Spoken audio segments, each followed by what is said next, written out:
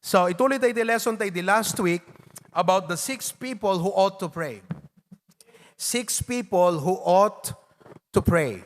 Amoy nagkararagan? Okay. Jeremiah 33:3. Jeremiah 33, verse number 3.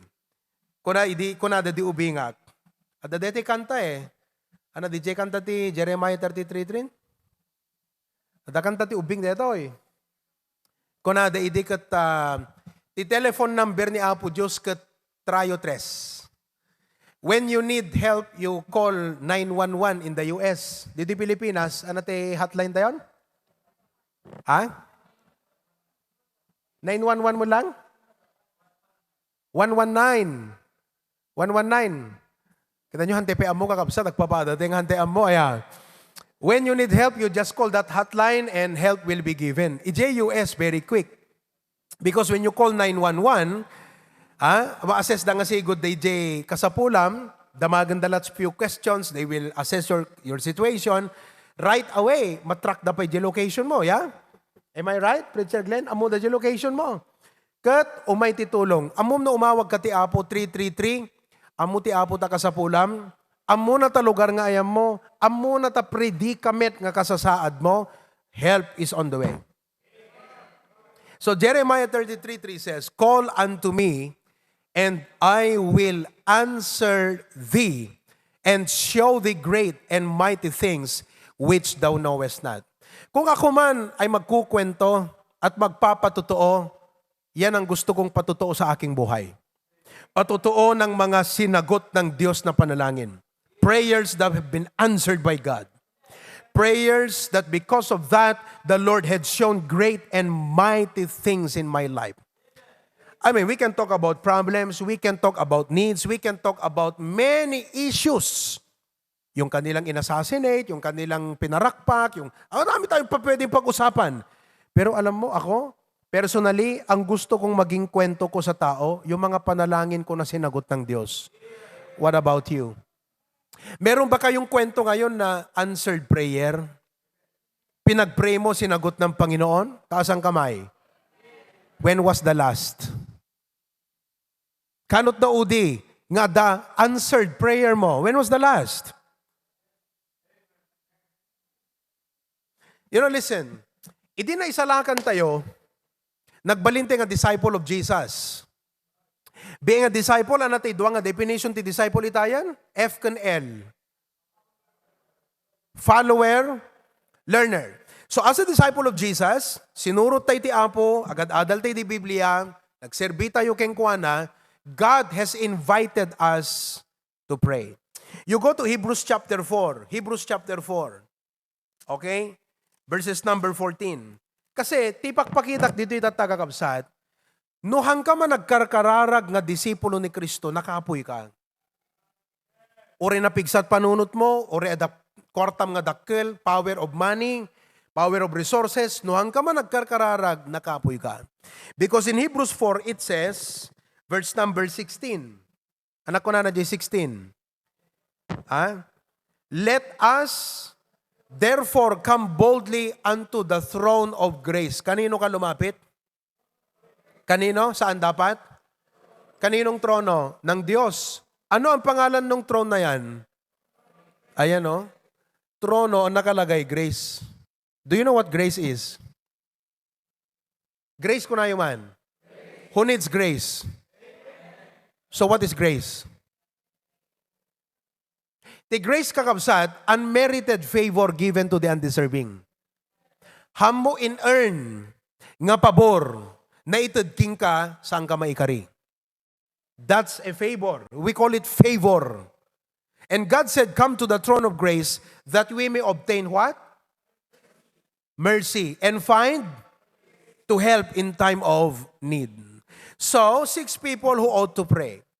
So, idinawat tayo ni Apo Jesus, nagbalinting nga disciple, follower of Jesus Christ. God knows that we need resources.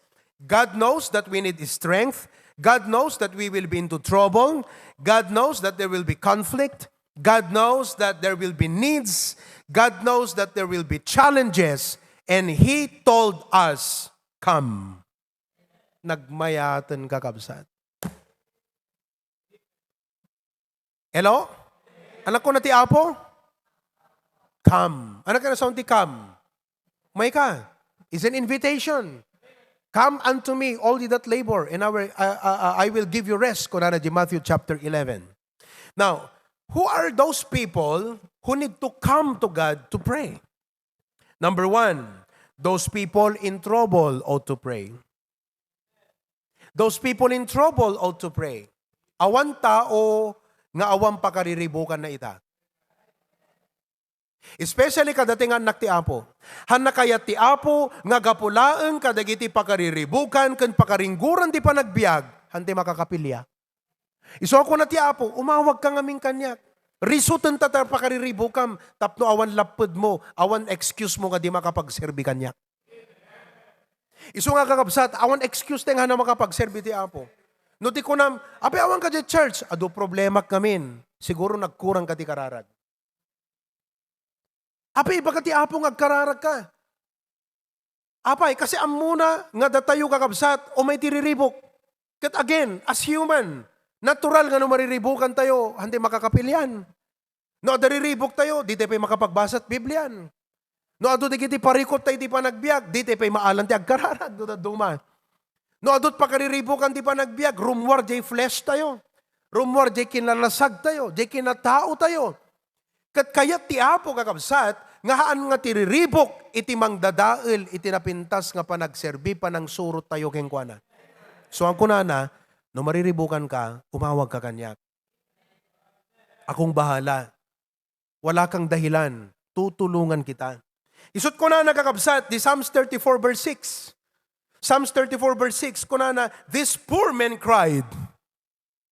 Poor man kunana, kat iso na, di ba? Amom ure nangatot, ure da kwartam, ure napintas iti balay mo, no adda pa kariribukam, awan serbita napintas sa balay. Awan serbita napintas kalugan. So this poor man cried, and the Lord heard him. Nagmayaton ta damang dingig. Ket ti Apo ti mang dingig. No karubam ti makang hanaka mo matulungan siguro. Di ba? No digiti kalab kabusor mo't makangag baka katawa dapay gunggunam ko na daging ka. Ngam no ti Apo ti makadingag dinggan na ka and save him out of all. Anot all? Amen. All his troubles. So again kakabsat. No dumteng ti pa nakariribok tayo umawag ka ti Apo. Ket iyibkas mo nga ibagam Apo hangko kayat nga digitoy nga parikot ken pakariribukak ti panagbiag ket isuda iti pakaigapuanan na nga jak maipatpatuloy ti panagserbik ken ka.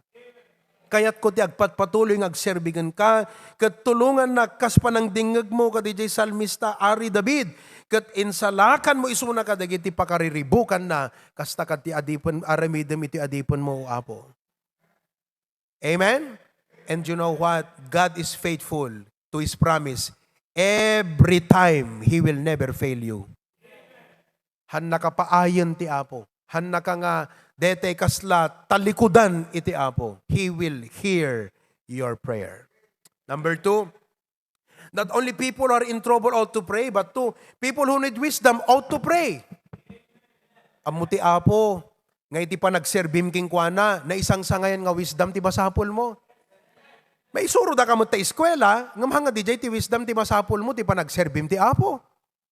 There is a wisdom that you need to overcome the challenges of Christian life. There is a wisdom that you need to overcome the temptations around you. There is a wisdom that you need. Tapno DJ plano, di pagayatan ti Apo, may ipatungpal mo iti biyag. There is a wisdom that you need. Kat dayta nga wisdom, hangag gapo iti daga, hangag gapo ti lubong, agapo lang king kuana.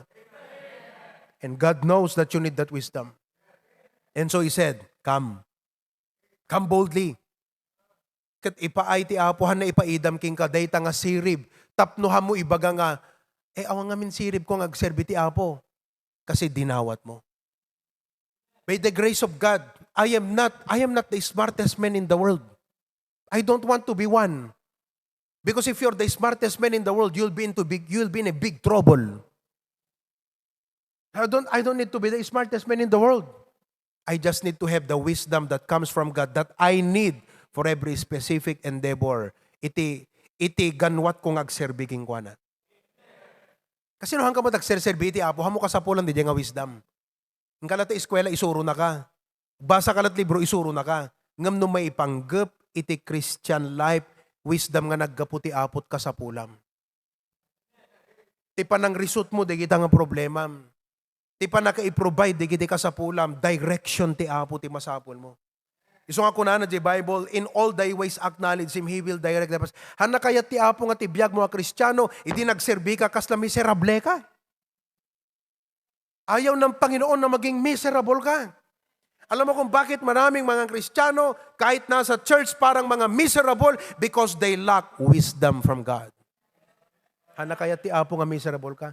Hana kaya ti apo nga siya kat pastor, pwede bang sinabi ng Diyos, okay, Proby, tatawagin kita, magpastor ka, bahala ka, sarili mong diskarte. If that's the case, mga kapatid, edi magiging magulo ang aking leadership. Pero salamat, alam ng Diyos na ang ipagagawa niya sa akin, hindi sa aking sariling karunungan, kundi karunungang ipagkakaloob niya. So kakabsat, mabigbigyo ka di. Ngeting ka pa nagserbi iti apo, kasapulam deta nga wisdom nga gapo keng kuana. James 1:5. If any of you lack wisdom, let him ask of God, that giveth to all men liberally, and upbraideth not, and it shall be given him. Listen to me. No kung nati apo king ka, 10,000 ta sweldom, itud mo ta tithes. Anat ka sa pulam tapno dyan 9,000, hala nga mapagkasyam, feeling mo more than enough. Wisdom. Kaya nga yung mga unbelievers, hindi nila maintindihan ang giving. Because what they have is an earthly wisdom, practical wisdom, street smart. Nagbasid Lord na 10,000-an. Kasayang pelang tasangaribo. Tasangaribo takilabanag. Uray nanginan iti sibuyas. Dakilabanag tasangaribo. No itid mo ti apo, 9,000 tinabatiking ka. Where is the wisdom in there? Kung nadaking ka, aglalalo no maamuanda, DJ, practice tayo nga first fruit giving. Nga kunana, honor the Lord with thy substance, with the first fruit of all thine increase. Si Doc Lester, naipangako niya na sa Panginoon, ang unang sweldo niya, ibibigay niya sa Panginoon. Oh. Sabihin mo yan sa mga colleagues mo na doktor, anong sasabihin sa'yo? Where's the wisdom in there? Asan ang wisdom dyan? Hindi nila makita ang wisdom ng Panginoon. Kasi sabi ng Bible that the wisdom of this world is foolishness with God. Kaya nga tayo, pag nag-uusap-usap, Bibliang pinag-uusapan, hindi na makarelate ang mga unbelievers eh. Sasabihin nila sa kanilang isipan, kung sino mang makakarinig, kung sino mang nanonood, agwingi-wing eh. Wala, nariga, tas urutan eh, ito yung pastor. Kasi they don't see the wisdom in there. Pero again, no Kristiyano ka, kung apo itod mo kanyak deta nga wisdom. Kasi deta nga wisdom, isutagbalin nga tibker, pigsak apo, nga mangsurot iti pagayatam. Number 3, not only people who need wisdom ought to pray, but thirdly, people who want boldness ought to pray. Amom ti may isa kakabsat nga tendency ti Kristiyano ag-shrink in the face of criticisms. Pananguyaw ti unbeliever king ka. Kunada king ka kat. Di ba, alimbawa, itong si, anat nagamon, Akira. Oh, tuwag dar ka man Akira. Tanyo kabsat, nanipod, idi nagbalin na baptist, gwimwa po nga husto. Men ba? I-focus mo man, di dyan eh. Kitam di dyan video dyan barok. Ikaw man Jebral, di dyan, i-swiss mo dyan Jebral, dyan video dyan eh. Oh. Ayan o. O yun. O, di ba? O. Di gani mo, di dyan, focus mo. O, di ba? Tignan mo yan. Di ba? Eket no, di kiti gagangay lang kung nadagat. Apay, paki JS ang barok kung nadaking ka. Uyawon da ka, ingka maki JS barok. Apay kastat langam, ingka maki JS kung nadaking ka, kat katawaan da ka. So, ano tendency mga Kristiyano, humanly, nuhang kasanay kakabsat nga makangkanggag iti negative, maupay ka. Am I right? Alam ng Panginoon yan. Tukaw-kan. Isung ako na ti Apo, you come to me, I will make you courageous. Umay kaganyak ta itid kuking ka ti spirit of courage ko. Once nga daking kan nga simapi kakabsat, iti courage nga naggaputi Apo, agbaloy pati pa nagkita ang panagpanunot mo, hangkamot ka dito, agbaling nga nalastog na pangas nga magbag na dita nga Kristiyano, nga you will not be affected by any negative criticism towards your faith in God. But rather, you would say, I pity these people. Kawawa pa tong mga taong to. Hindi nila alam ang kanilang pinagsasasabi. Why? Kasi adaking kanti courage ti Apo. Kita? Sa bali tay turod kakabsat nga mapan agsirik ti balay, ibang courage yun. Sa bali tay turod nga mapan pumatay, sa bali nga courage day jay. Nga ag-assassinate. Sa bali tay turod nga mapan nagtakaw taon nagtabangko. Dito kat courage may panggap ti na espirituan. Kasi adot tao nga amok nga naturod ti dakas ngam no panagaramid ti naimbag, hamo makita turod da. No panagsaut dakas, wagas. Ngem no panagibalikas ti bersikulo, sikan. Where's the courage? Oh, di ba? No panagigam ti tanduay, pare! Ngam ipaigam mo ta Biblia. Ako kayat. No may panggap ti dakas sa daturod na, ngam no panagaramid na yung bagawan. Kat amu ti Apo kakabsat, kasapulan tayo deta courage. Isung ako na ti Apo, dawatam ganyak, itud cooking ka, sasapi sa'yo ang espiritu ng aking pagiging courageous. Okay, boldness. Number 4. People. Number 4 tayo? Okay. People who want spiritual revival ought to pray. People who want spiritual revival. Anot revival kakabsat? From the word re, which means again, vivo is life. Amo ti Apo nga ti Christian life, dumteng DJ familiarity. Aglamiis ka, bumaaw ka. Natural yun. Human nature yan. Kung nakakangkanay, no, kagagatang mo ta cellphone mo, no, i-charge mo ti Rabi, malpas mo nga i-charge ka, isublim pa, box na. Am I right? Ipulang mo pala, box na. First few nights, ganun ang ginagawa mo. Pero anat mapasama ka bang bumaybayag? Wara-waraan kakabsat. Nakarugrugit pa di cellphone mo. Human nature, kastamot ti church. Kastamot ti pa nagserbi ti Apo. No damdamo, ningas kugun. No damdamo, on fire, maalab, mayat ti amen na, praise the Lord, nakasapsapo may magigiwong. Take note. Habang bumaybayag kakabsat, aglalatoy. Amu ti Apo deta. Iso nga imbaga na, nga dati mako ng spiritual revival.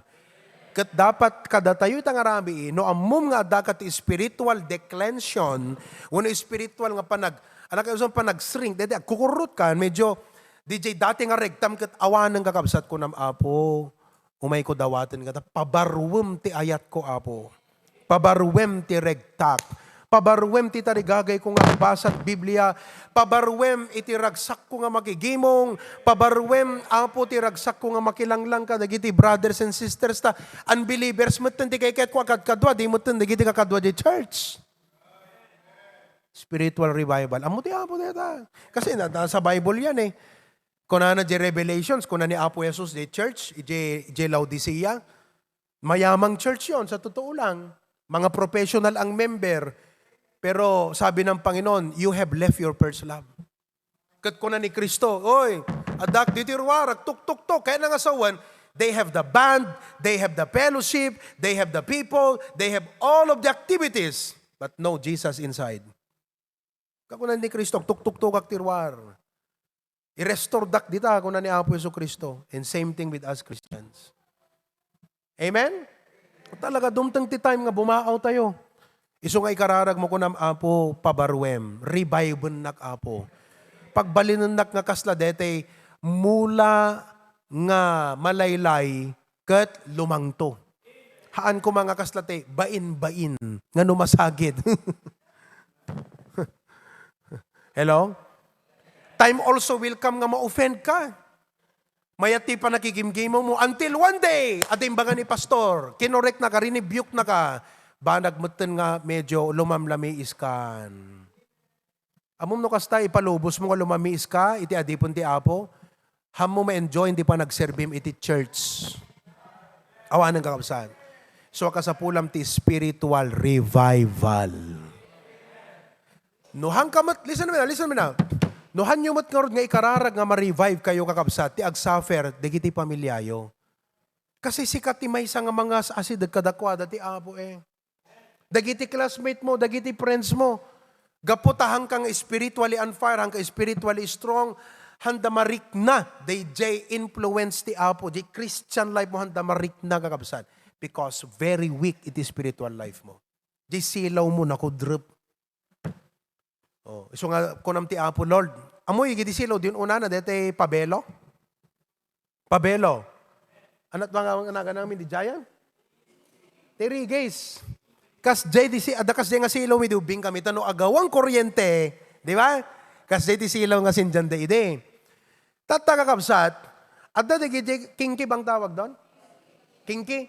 Oo, adda de gidi kinki ngano sininjam nagbasit ti apoy na.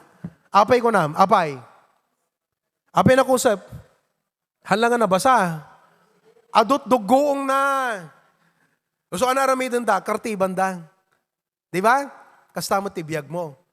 Gapo ti pa nakik-expose mo ti lubong, unbelievers ti pa kay mingminggelam, nagkaado. Nga dugong ti simmapiking ka. Iso nga jay silaw mo, kimudrap. Aminam kakapsat.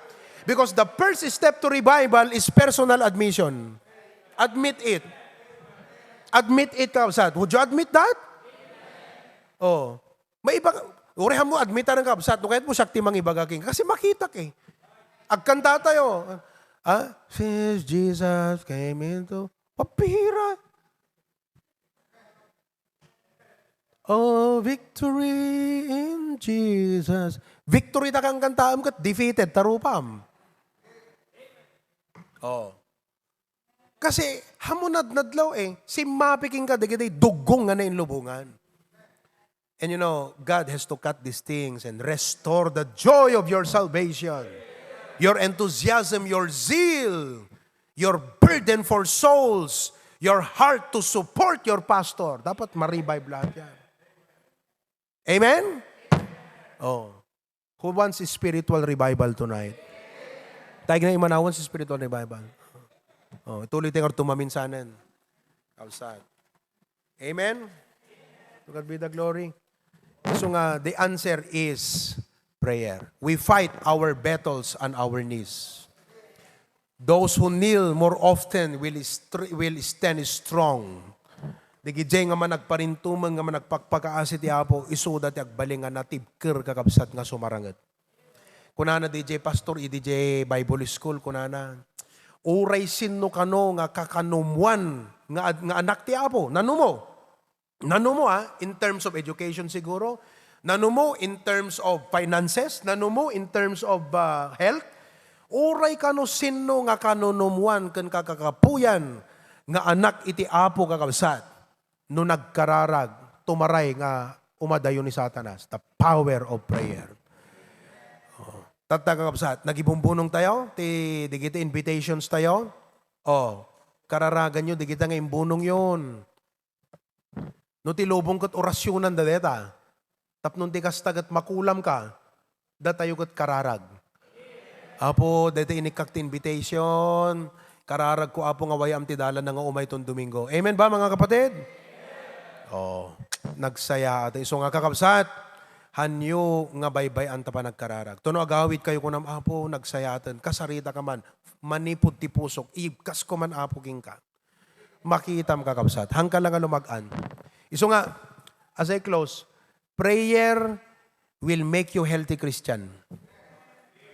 Ulitin nyo man, prayer. Abay kabsat, kita nyo ti sistema ti bagi tayo, dua lang. In, out, in, out, in, out. Tama ba ako? Kung puro in, kain ka ng kain, walang out. Ha? Kasano pa yan kakabsat? Pangan ka nga pangan. Di ka mutin nga, ano nga, agbawas. Ano mapasama kinggan? Kat no, bawas ka nga bawas, di ka mabangmanganan. Same. Kasta mo ti inhale, exhale. Biyag ti bagi deta, am I right? Kasta mo ti kararag. Kasi ti kararag kakabsat ket kwa, ang labem iti blessing ti Apo. Asigan parabor na, iibkas mo magkingkwana dagiti dadagsen mo. O di ba? Prayer makes a healthy Christian.